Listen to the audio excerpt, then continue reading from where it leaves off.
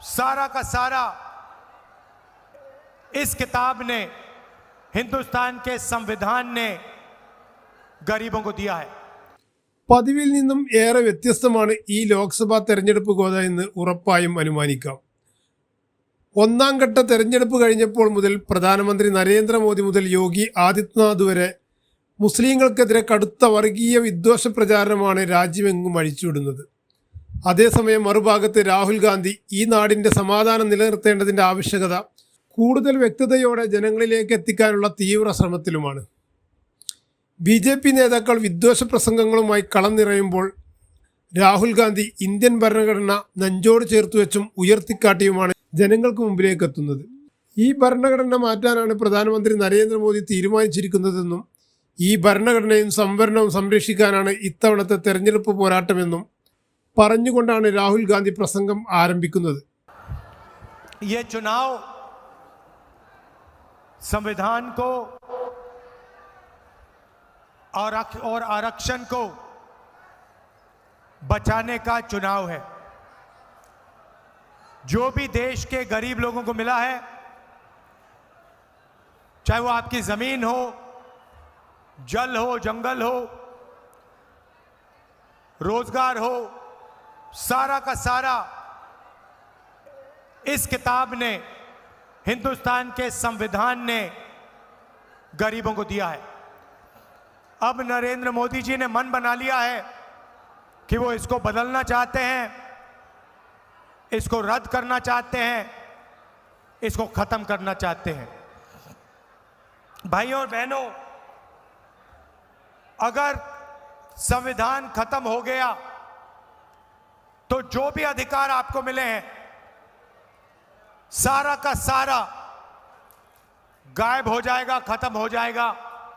आपकी जमीन, आपका जल, आपका जंगल, रिजर्वेशन, पब्लिक सेक्टर, सारा का सारा गायब हो जाएगा और हिंदुस्तान में 22-25 लोगों का राज होगा. ये कौन लोग हैं? ये हिंदुस्तान के अरबपति हैं, अदानी जैसे लोग हैं, जिनकी आंख आपकी जमीन पर, आपके जंगल पर और आपके जल पर है. ये चाहते हैं कि आपका जल, जमीन और जंगल आपसे छीन लिया जाए और इनके हवाले कर दिया जाए. और ये नरेंद्र मोदी जी के खास मित्र हैं. अदानी का नाम सुना है आपने?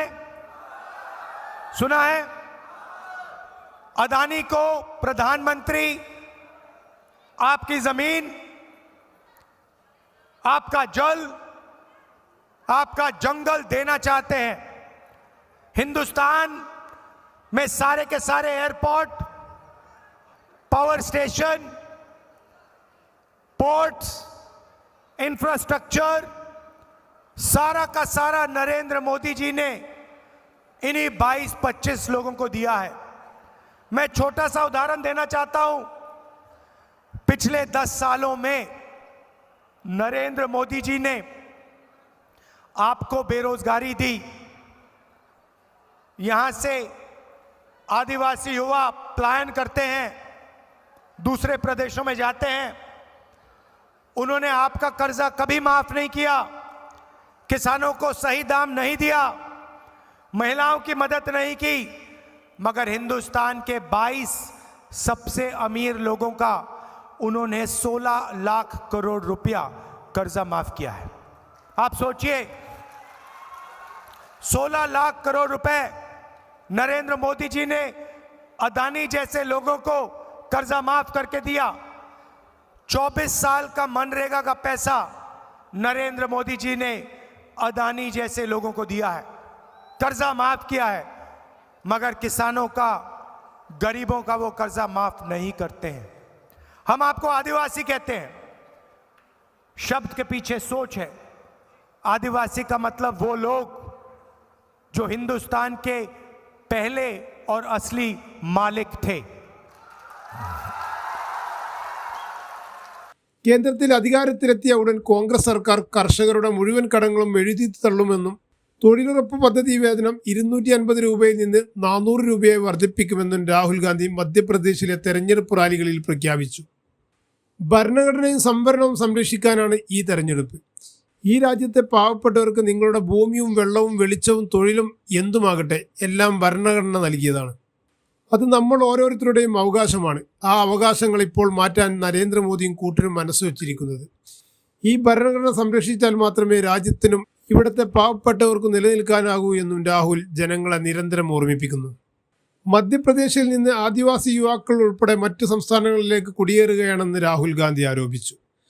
BJP സർക്കാർ ഒരിക്കലും നിങ്ങളുടെ കടങ്ങൾ എഴുതി തള്ളില്ല. കർഷകർക്ക് അവരുടെ ഉൽപ്പന്നങ്ങൾക്ക് ന്യായമായ വില നൽകില്ല. സ്ത്രീകളെ സംരക്ഷിക്കില്ല.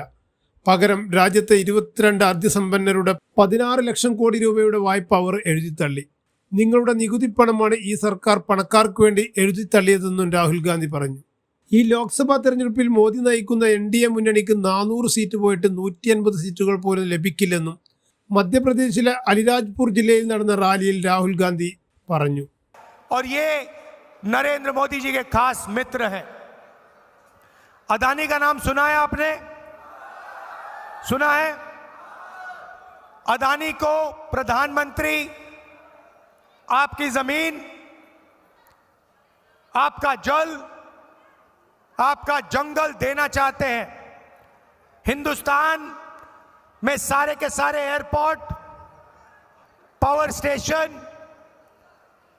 पोर्ट्स, इंफ्रास्ट्रक्चर सारा का सारा नरेंद्र मोदी जी ने इन्हीं 22-25 लोगों को दिया है.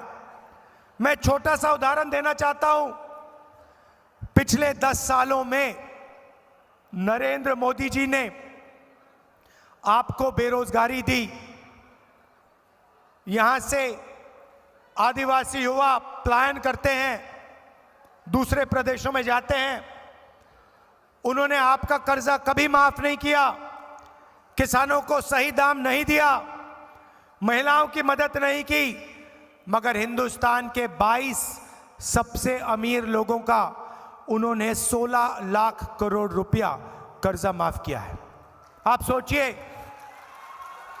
16 लाख करोड़ रुपए नरेंद्र मोदी जी ने अदानी जैसे लोगों को कर्जा माफ करके दिया. 24 साल का मनरेगा का पैसा नरेंद्र मोदी जी ने अदानी जैसे लोगों को दिया है, कर्जा माफ किया है. मगर किसानों का, गरीबों का वो कर्जा माफ नहीं करते हैं.